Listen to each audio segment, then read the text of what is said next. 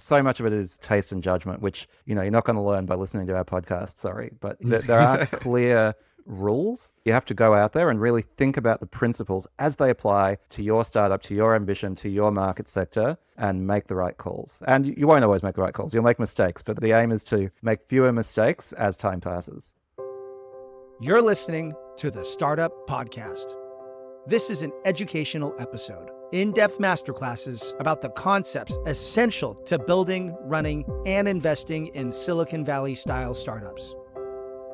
Whether you're a founder, investor, or operator in a startup, you'll gain insights into the principles that power high-growth disruption the same way Facebook, Google, and Uber do it. The conversation starts now. Hey, I'm Chris Saad. And I'm Yaniv Bernstein. Welcome to the Startup Podcast. On today's show, we're doing a part 2 on our episode about enterprise sales. We're going to cover the essential role of focus in product development, why your customer requests are crappy roadmap additions, why good opportunities are actually risky catastrophes, why your clever feature ideas are likely to cost 10 times more than you think, and resolving power struggles between sales and product. All that and more on this week's The Startup Podcast. Stay tuned. This episode of the Startup Podcast is brought to you by Vanta. You might know that sinking feeling. You're about to land a big contract when they ask about compliance. SOC 2, ISO, PCI, Essential 8. You've just snatched defeat from the jaws of victory. Not anymore. Vanta massively accelerates your compliance efforts and allows you to get those life-changing deals back on track. Don't wait until it's panic stations, though. Get started with Vanta today. They're offering 20% off their prices just for TSP listeners. Do yourself a favor. Hit pause, go to vanta.com/TSP, that's VANTA.com, to get that 20% off. All right, Yaniv. So in a recent episode, you and Clementine Jacoby did an awesome conversation about enterprise sales. But actually not just enterprise sales, but the intersection of product management and enterprise sales and how to minimize distraction or derailment or defocusing from commitments and obligations from large enterprise customers. That's right. I think we're really talking about how do you work with enterprises as a smaller startup without ending up being utterly beholden to them. Yeah, that's right. It's a really challenging thing. And it's something we talk about implicitly on the show on and off throughout the entire series. And I was really glad to hear a whole episode dedicated to it. And I thought it was a really, really awesome conversation. But what we figured we'd do, since I unfortunately had to miss that episode, is do a part 2 where we can unpack some of the topics further and add even more color and more detail, in particular from my point of view as well. Let's do it. Where would you like to start? So if you haven't heard that episode, I'd obviously recommend you go back. It's only probably 1 or 2 episodes back. It's called Enterprise Sales. Have a listen to that one first, and then we will dig into some of those topics and go further. So the first thing that you guys touched on that I wanted to unpack and go into a bit more detail on was, why is contractual obligations from enterprise customers and the potential of that distracting the roadmap a really bad idea? Right? These things that at first appear like great opportunities, right? It's a customer willing to pay you money to do a thing. Sometimes there is what's maybe called NRE or upfront payments, non-recurring engineering and upfront payments. You sometimes want to put a big ticket price on that. It feels validating. It feels like you found a real problem. And you guys correctly talked about how this can be a lack of focus, that it can be demoralizing to the team because they signed up to build products. And all of that is absolutely true. But what I wanted to add to that list is really what I think is the most important reason why, as a product company, a company with ambitions to scale to millions and millions of users, find hockey stick curves, and not be an agency, is that product is really, really hard to build. And it requires a great deal of polish, thoughtfulness, handling of corner cases, edge cases. And in my mind, and not everybody agrees on this, a product should be self-serve, at least large parts of it, that a user should be able to onboard themselves, get to an aha moment, and be successful without intervention from human beings. And that's a really, really high bar.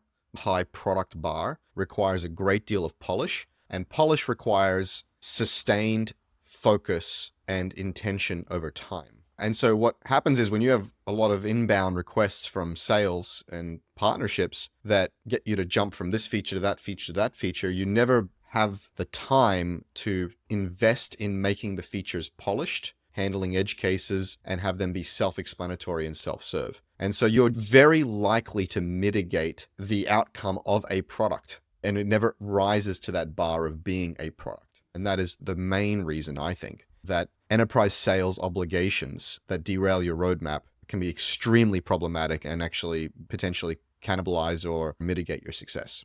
I think that's right. It's really around that distraction. And the phrase I always think of is losing control of your roadmap. Instead of saying, okay, these are the things that we prioritize because we think they're important for the product, we effectively have the prioritization decided for us by our customers who want specific things and don't necessarily, the incentives are not aligned, right? They want what's best for them, not what's best for our product or for our startup. And so I think that's what gets really problematic. It's more subtle than that, because I think most people think of their roadmap as features to ship, right? Things to do. And so once the feature is quote unquote done, it's shipped and it's done, and great, we get to move on to the thing our customer asked us to do, right? And it doesn't feel too bad because you're ticking things off the list. But what I'm talking about is when you raise the bar of what done means to be productized, which means polished and self-serve, marketed and measured and iterated and polished, it's not so much just did the roadmap get derailed, but the quality of the execution on every milestone on the roadmap gets derailed. And it's a subtle but important difference. I understand what you're saying. And, I think Clementine made two really good points in the previous part of this episode, part one of this episode, rather, that address that or speak to that. So the first is she talked about systems integrators, and that's a term I knew, and I kind of got the idea vaguely about what they did, but she articulated it really well, which is really saying create an ecosystem, in some way platformize your product so that that custom work, that's one-off, that's non-recurring, that's only for one customer, can be done by a third party that sells its time. That is more like from an agency line, a systems integrator. That means you might need to expose some APIs or at least some clean interfaces or admin tools or whatever, so that even if there is complex configuration and things that need to be built along on the side, you don't have to do it. So you can say, well, okay, sure, you need these features. We're not going to build them into the product.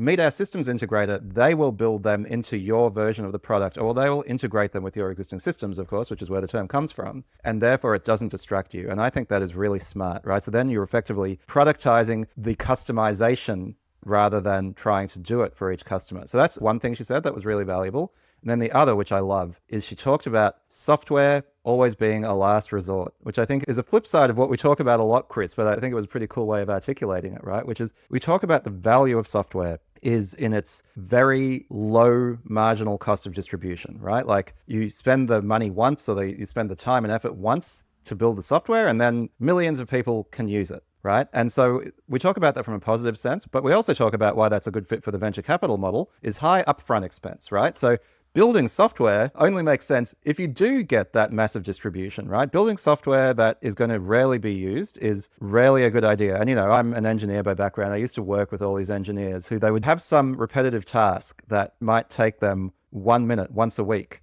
And they'll be like, oh, we should automate this. And they would spend a week automating this 1 minute task. And I'm like, how many minutes are there in a week, guys? Like the return on investment on this is going to be over 20 years before you get that time back. Because what they've done is, I had a whole episode recently on leverage, Chris. Like software is about leverage, and that leverage is you get to use it a lot. If you're building software that's not going to be used a lot, and in the context of enterprise sales, software that's only going to be bought by one customer, you are negating that leverage advantage. And so when you don't have the leverage of software, think about if there are things you can do to satisfy the customer that are not software. Can you run a report for them? Can you encourage them to hire an offshore contractor to do some manual work instead of building a feature into your software?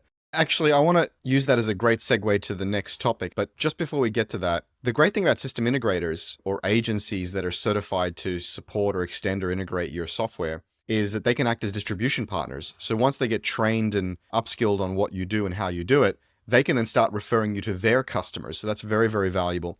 But the building of APIs and extensibility points and understanding the water's edge where your product ends and other things begin requires that discipline and polish that I talked about. And so if you don't have the discipline to say no and instead invest in that clean endpoint, you'll never have it be extensible in that way.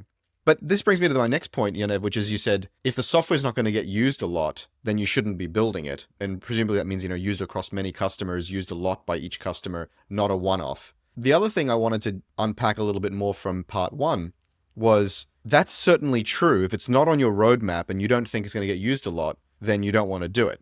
However, the trick is that a lot of people add a lot of shit to their roadmap when customers ask for things. So they go like, oh, we hadn't thought about that, but that actually seems on trend, on track, on strategy. So yeah, we'll add it to the roadmap and maybe even add it to the roadmap right now. And so they'll either bring something forward that was already on the roadmap, or they will think something's a good enough idea to add to the roadmap. But the problem is that those things can actually be just as catastrophic, because bringing something forward is potentially a reprioritization that is inappropriate. There's a reason why it was further down on the roadmap, because there are other dependencies or other table stakes that needed to get done first. Or the thing you think is clever may be clever, but not on strategy. And I see this all the time. The clearest example, of course, is white label. So they're building a branded B2B2C product, and the customer says, well, I want this to be white label. And they're like, oh, I guess that's a good idea. A lot of customers might want it white label. We'll add it to the roadmap. And in fact, we'll add it to the roadmap as the next milestone. And it's like, wait a second. That is not the business model or strategy of the company. Or maybe it's not the strategy for this cycle, for like this year. And so it sounds like a good idea. It sounds like a lot of customers may want it. But A, they may not. B, it may not be within the scope and mission of the product. Or C, it may be a violation or a corruption of your business model. And so that's the thing I wanted to unpack and go deeper on is, yes, if it's not on your roadmap, you don't want to do it. But many founders and product managers will add things to their roadmap that sound like a good idea, but are actually a violation of the overall strategy. Completely. And I think what this comes down to is discipline. And again, I think what I was talking about with Clementine is that when you have something on your roadmap and a potential customer, a prospect, or an existing customer comes in and says, we want this thing, then that is a data point that should feed into a prioritization process. And like what you're talking about, Chris, I think is very valid, is about various cognitive biases and psychological effects that can cause that prioritization to be distorted. And, I think that's where, there's that saying, you fall to the level of your systems, right? Which is like, when you're under pressure, it's a systems that make sense. And so to me, it's like you nearly have to go upstream and say, what is our prioritization process like? How do we decide what our roadmap looks like in the first place? Like, how was it any good in the first place? And then we say we have a new data point. The new data point is feature X has been requested by this prospect. Let's run our prioritization heuristic again in the presence of this new piece of data and see if that changes it, right? If you have a good process for that, that is an appropriate way of doing things. We can say, okay, we got $1 million contract to build something that we were going to build in 6 months, just to build it now. But the trick is, and I think to your point, Chris, you cannot fool yourself. That is genuinely what's happened. And you're like, we think that changes the priority of it, then by all means do it. But don't get those dollar signs in your eyes. Like, I think you get this sort of white line fever where people are like, money, it's money. Of course it's a high priority. It's like, no, you got to put that away and say, no, let's have a dispassionate, rational reevaluation, right? You have a priority stack, new evidence, significant new evidence should lead to reprioritization. I think that is a good process. And I'm sure we've talked about that in previous episodes, including our one on prioritization. And so, a major lead asking for something, a major client asking for something is new data, but it is not a command. It is customer discovery. Yeah, that's right. It's, we've talked about this before as like, hey, this is a really good opportunity that the customer is giving us. And the question is like, an opportunity for what and who, right? It's a good opportunity for them, and it's a good opportunity for short-term revenue, but is it a good opportunity to build the scalable product and business that we're building? And then often you'll hear, but this is a really good idea. We should add it to the roadmap. But is it a good idea for your strategy? Is it a good idea right now? And does it fit into a cohesive plan? And so, yeah, as you said, Yaniv, you need to run this through your proper filter, and not just a filter of, may some customers use this in the future? Yes, chances are someone somewhere will use that again. So it's not going to be just a one-off. It'll be a 2-off or a 5-off. But does it fit actually in your real strategy? The next topic that really struck me as you guys were talking was this idea of turning no's into learning opportunities, or rather turning feature requests into learning opportunities. And Clementine had this really, really great idea of actually not just saying yes or no, but actually going really deep with the enterprise for days, embedding with them and getting really, really deep into why that feature request was presented and what are they really thinking about and what pain and problem are they really solving. And then potentially mapping that to existing roadmap items, or perhaps revealing that that actually is not a real problem after all. And I think that's really a brilliant idea, and really understanding your customers and the sponsoring thoughts behind their feature requests is, of course, the right way to go. I wanted to add to that 2 additional points. The first is that you want to be a space heater, not a thermometer in your interactions with enterprises. So they may believe they have a certain problem or they may have a certain approach to solving that problem. What you need to be interested in doing is helping to educate them about the way they should think about their problems or think about their best practices or think about the way they do business, such that you're not handling every use case and workflow in your product. Rather, you're developing some sense of what is the right workflow, the best workflows, the common workflows, the best practices, and helping to educate your enterprise customers to align with the best practice that your product implements. And of course, not all companies will want to do that, but that may mean that they're not the right company at the right stage with the right use case and the right problem. And then the other thing I wanted to touch on was helping to educate enterprise customers about why they want you to say no. So helping them to understand that a vendor, a product-led world-class company, should be saying no to them more often. That your no or your deflection or redirection or delay is not the sign of an uncooperative vendor. It's the sign of a mature and sophisticated vendor. And in fact, your competitors or their other vendors should be acting this way more often, and help them to understand the high cost of polished product, the highly valuable behavior of a company acting to protect their products so that they can scale their business, build world-class best-of-breed products, and to ultimately deliver something that is being maintained, polished, useful, and sustainable over years. So you need to help them understand if a vendor is being too amenable, they are actually a risky vendor. Their business may not be sustainable or their product may not be best of breed over time. And that's a strategic problem for them. And that's, I think, a very useful thing to teach unsophisticated enterprise buyers. The challenge that I would have is like, that sounds all well and good in theory, but have you seen this work in practice? When we talk about you're in a sales process and you have a customer who wants something and you're like, we're not going to give it to you. And let me tell you why that's good for you as well. Does that actually work? Have you seen it work? Yes. Yeah, I've done it myself many, many times. In fact, I had a very large enterprise customer who was really kind of the bet the farm customer because they were our first biggest brand name and dollar sign. And we convinced them actually to wait, I want to say 2 years for what they wanted, on the vision and the promise that what we were building was more generalized, sustainable, and useful for them in the long term, and would act as a stronger base and foundation for their long-term needs. I will say that I actually just wrote a post on LinkedIn about graceful degradation. It may or may not work, but it is the place to start, or at least one of the things to try before you have to fall back to a change to your roadmap or a contractual obligation. You must at least try to explain to them your product strategy and your business strategy to be product-led, and why those two things are better for them than a vendor that is likely to acquiesce to every ask at any time. It's a very valuable and useful thing to do. It's nice to have that proof point, Chris, that it can work, and having that confidence, I think, is valuable.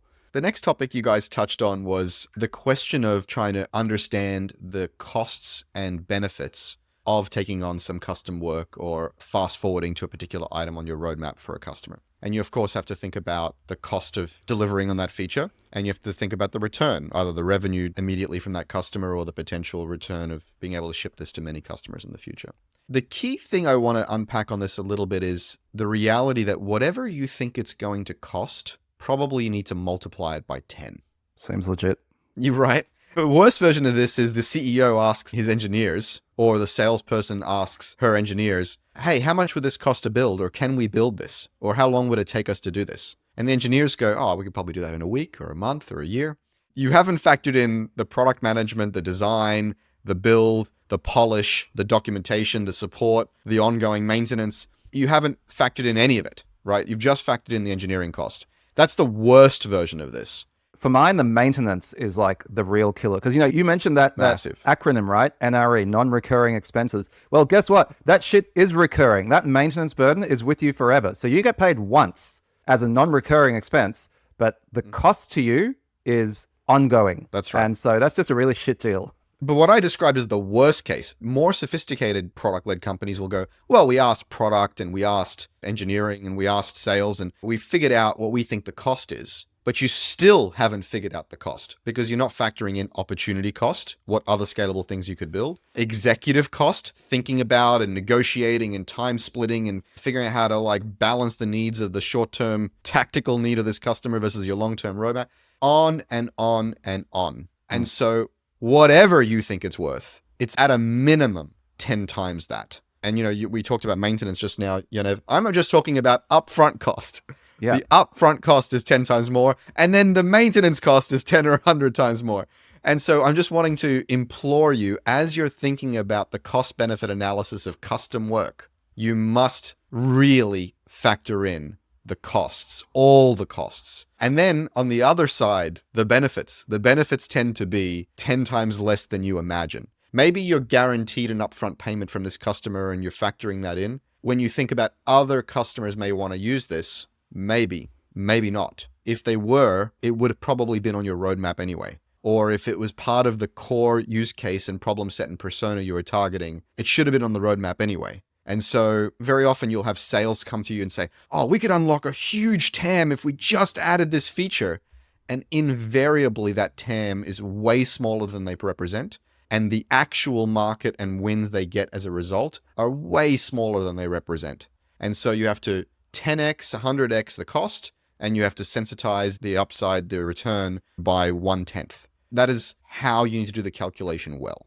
I think there's one interesting thing that, again, Clementine brought up that is a nuance I'd be interested in your take on, right? Like, I actually think if you think about selling into enterprise, the more standard playbook, and perhaps you could say the more recommended playbook, is you sort of start smaller. You start with SME or mid-market. You do some sort of product-led growth sort of thing. Start off in that more consumery mindset. And then as you succeed in that market, you work your way up because enterprise has a lot of requirements, right? And the truth is they have all of these asks, but a lot of those are in some sense non-negotiable, right? Like they cannot use your product unless you offer two-factor authentication or whatever it is, right? Like they just can't. And so you work your way up.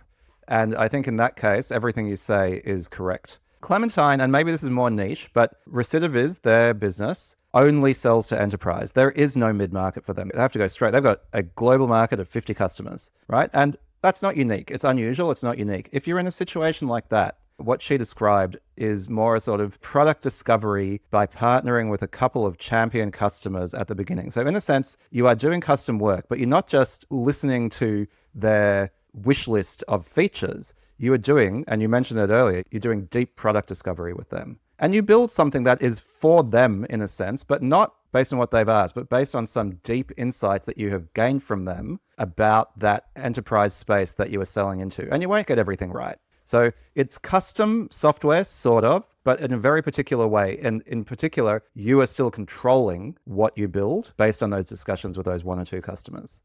Yeah, I agree. I mean, most of what I'm talking about here is about very large niches that have a chance to expand into very, very large adjacencies, mainstream adjacencies typically.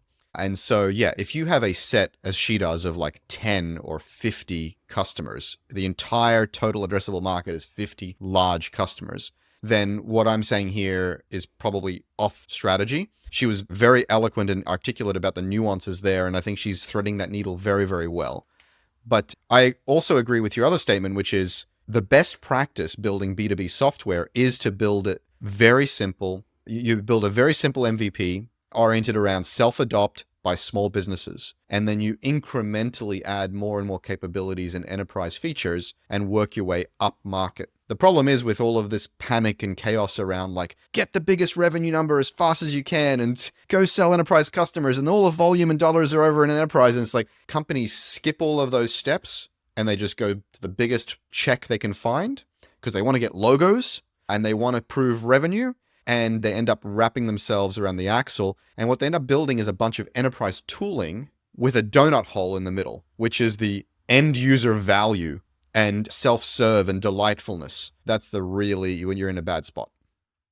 I wanted to take a moment to talk about one of our sponsors, Trilligent. Trilligent is a global strategic advisory firm that is tailored to startups. But what does this mean and what can Trilligent do for you? Say you're looking to expand into a new country. This is one of the riskiest moves any startup can make. It is all too easy to be blindsided by differences in the culture, the competitive landscape, regulatory gotchas, trademark disputes, hiring challenges, and so many other hidden landmines. Even if you get past all that, you're naked. All of your contacts, your reputation, your brand count for nothing. You're starting all over again on foreign ground. All those doors that open for you at home, they stay firmly shut in the new country. It's scary. So, what's a founder to do? Call Trilligent, of course. Trilligent's global presence combined with deep local expertise will give you access to local market experts, regulatory advice, and the best PR people, all under one roof.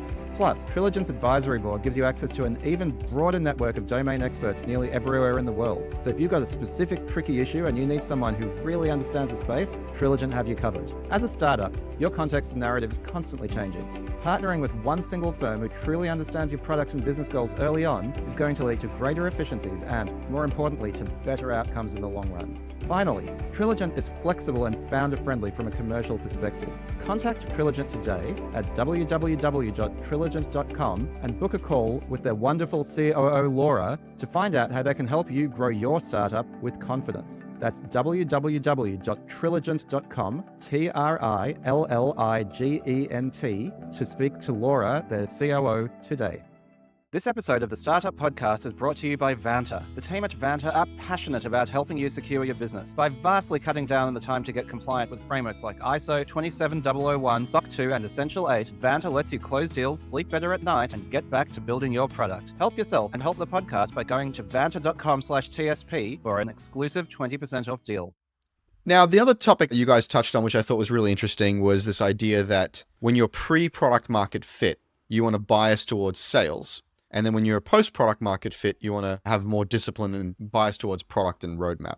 I think that's generally true, but again here, there's an art and a discipline required. If you have a really, really massive net because you're pre-product market fit and you're just trying to figure out who will buy anything from you, you are putting at risk your ability to have the discipline and the focus to actually get to product. So if you are just like willing to talk to anyone about anything, and I'm exaggerating a little bit, but even if you're willing to talk about too broad a set of things, you will hear a lot of different signal and you will build a lot of different things, and none of it will be polished enough that it will rise to the level of product market fit. Because again, it's not sufficient to have the feature. The feature has to be polished, self-serve, self-explanatory, get you to an aha moment quickly. And so sometimes, often, almost always, getting to product market fit requires the focus and discipline of saying no to different customers that give you different requirements. So it is a little bit of chicken and the egg.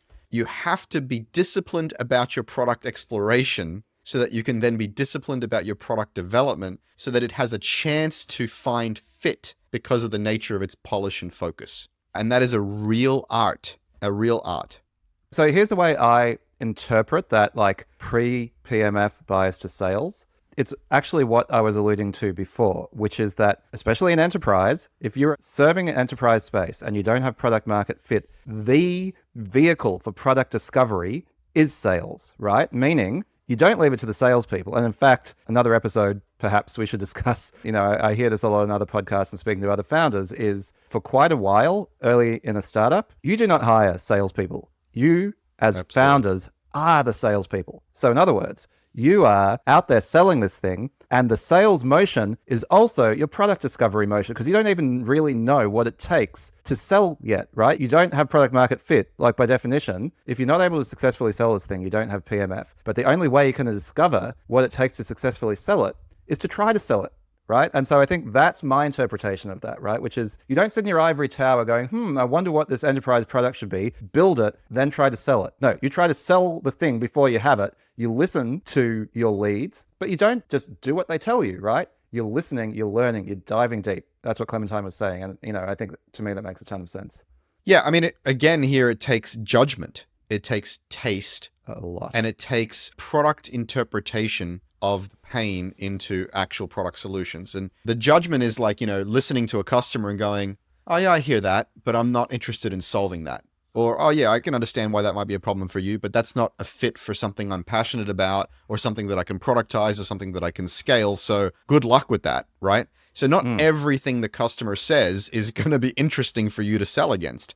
And I 100% agree with you also, Yaniv, that you have to own sales as the founder to figure out A, what you're building, and B, how to sell before you then step out and put someone else in who can be the salesperson to scale yourself to the next 100 sales. And, as a brief aside, right, like every salesperson knows this, but for founders who don't come from a sales background who are selling, right, selling is not always about closing the deal. There's this concept of qualification, which means when you are working with a lead, you need to decide whether you want to sell to them, right? Like it's actually a two-way process. And so I think the point here is selling, when you are selling to enterprise, it's particularly messy early on because you need to be doing the qualification and the discovery and the closing in this sort of iterative way with particular leads, right? Which is why you have to go deep. Build a relationship with them, understand what they need, understand if you should be building it for them, and if you should be building it for them, then trying to actually close the deal, right? Like it's not linear, it's iterative. And you're absolutely right, by the way, like so much of it is taste and judgment, which, you're not going to learn by listening to our podcast, sorry, but there aren't clear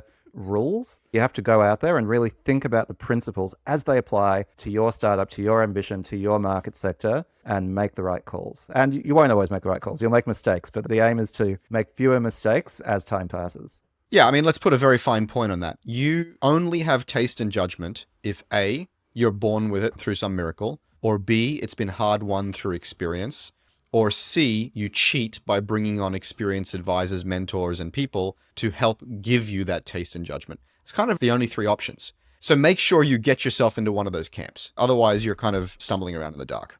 Now, the other topic you guys touched on was when you're talking about roadmap and you're talking about decisions about what gets on the roadmap, what gets in the product, there was this notion of like, you don't want one side to always win, or you want it to be more of a feedback loop between sales and product, and you don't want that to get lopsided. And I would argue you don't want any particular organ in the business or function in the business to get lopsided or overly powerful, right? Engineering, marketing, sales, product, and so on. There needs to be a balanced and empowered group of functions working together and pushing and pulling from their perspectives to create the right creative outcomes. However, in a product-led company, product management is half a step ahead and should be making final executive decisions, barring intractable conflict that you need to escalate, about what makes it onto the roadmap. And the reason for that is because they sit in a privileged place of getting data from engineering and marketing and sales and biz dev and customer support and what have you. And so they have an unfair advantage in terms of their perspective. And they are the holders of the strategy, the product strategy, and can filter everything through that product strategy.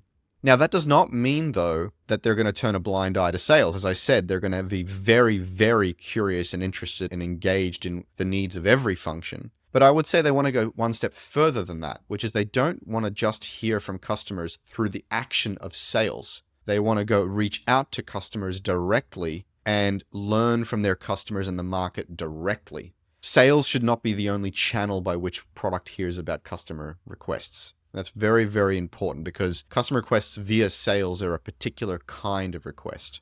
And then the other thing that you want to think about is, and this is a trick question that I ask product managers when I interview them, I'll say large enterprise customers or large partners will often come with contractual obligations or asks or demands that can thrash your product roadmap.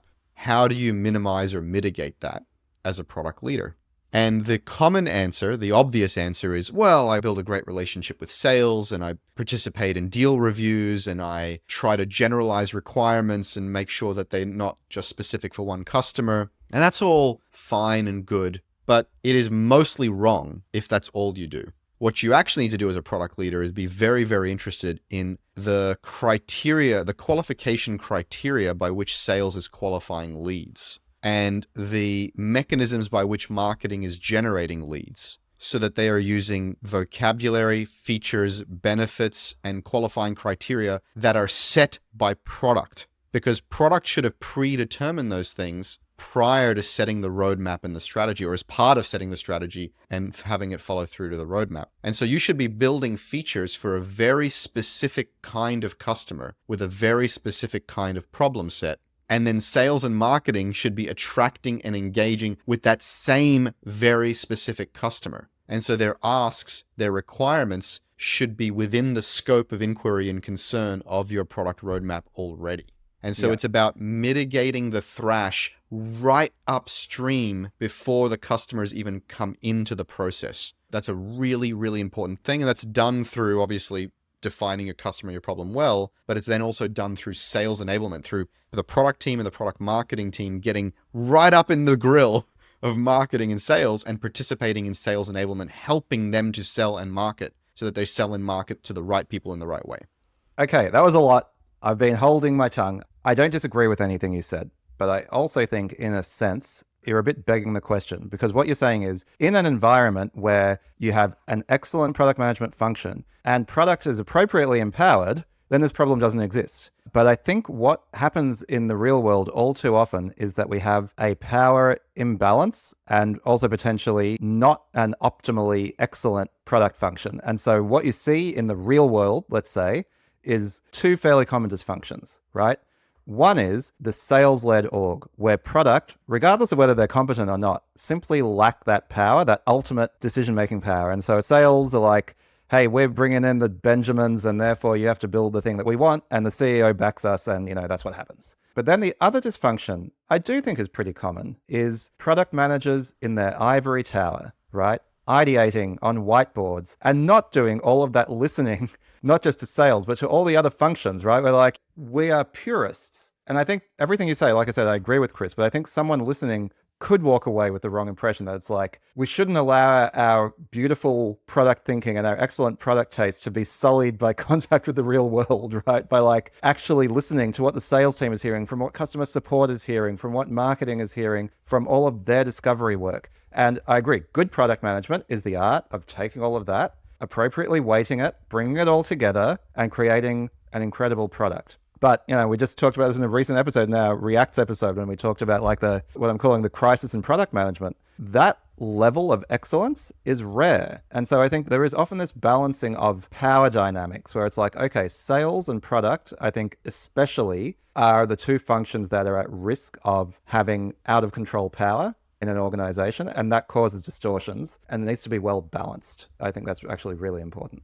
Yeah, I mean, if you're hearing from what I'm saying that product can or should sit in an ivory tower and not really listen to sales, then you're not hearing me correctly, right? Like, I know, Yaniv, you're trying to be the audience surrogate and trying to make sure that any objections that might be popping up are addressed. And I would say to that objection in the audience's mind, you're not hearing me properly. I'm saying they need to hear and listen to every function and use all the data and all the perspectives to triangulate a great product strategy, including speaking directly to customers, right? That's essential. What I'm saying there is very deliberate and very essential. And then the other thing you said is, well, it's often not ideal. There's often a power imbalance and the PMs might not be good enough and the sales team might be too powerful and so on. I would say that's not a possibility, Yaniv. I would say that is the most common situation in most companies most of the time. But rather than say, well, that's theoretical and not possible, I would argue, I always argue, move towards the bloody ideal. Be a better CEO, be a better executive team, rebalance that power, empower your PMs to take that half step ahead of the team and lead. Hire better product managers if you think your product managers are not competent enough. And more often than not, I find, there's no chief product officer. There's no one at the executive level who can argue for and provide power dynamics for the product management team. And so hire a competent CPO who understands these principles. And I will say that's much, much harder said than done. I've recently gone through an exhaustive search for a chief product officer in Australia. We didn't find one. We use a really, really great recruiter who has access to some of the best talent in the country.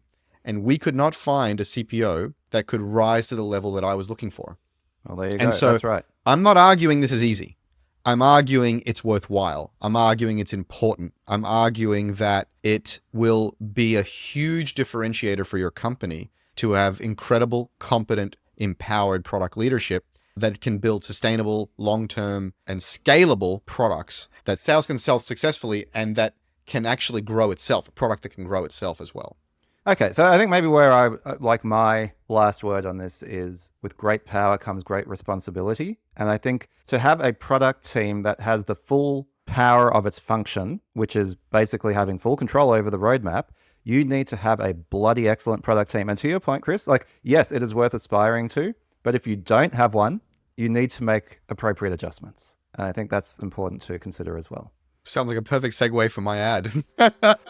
With great power comes great responsibility. You need to do product really well if this is going to work. And if you're not sure that you're doing that, well, help is at hand. Chris makes a business, don't you, out of helping companies really accelerate and improve their product function so that you don't have these weird distortions. So if folks want to work with you, Chris, how can they find you? Yeah, that's right, Yaniv. You can find me at chrissard.com/advisory, and you can learn about my work there, or subscribe to my newsletter over at chrissard.com/newsletter. If you've been listening to this podcast and getting value out of it for more than an episode or two, don't forget, it's not free. I drink so much caffeine, I'm incredibly caffeinated right now. In fact, I'm hurting Chris's ears. So please help me not have an aneurysm. Like, follow, subscribe to our podcast on YouTube, and give us a shout out on LinkedIn or wherever you have an audience. That is your responsibility. We are so grateful every time. It's what keeps us going. What helps us grow the podcast, help more people, bring on the best guests. So thanks very much for holding up to your end. We have no way of enforcing this, so just look inside yourself and think, am I the sort of person who doesn't honor a pact? Of course not. You're a good person, so go ahead and do that. All right, Yaniv, that was tons of fun, as always. I guess I'll catch you in the next one. Absolutely. Godspeed, Chris. See you later, guys. Bye-bye. This episode of the Startup Podcast was brought to you by Vanta. Vanta helps businesses get and stay compliant by automating up to 90% of the work for the most in-demand compliance frameworks. With over 200 integrations, you can easily monitor and secure the tools your business relies on. Head to vanta.com/TSP for 20% off their incredible offering and start unlocking extra revenue today.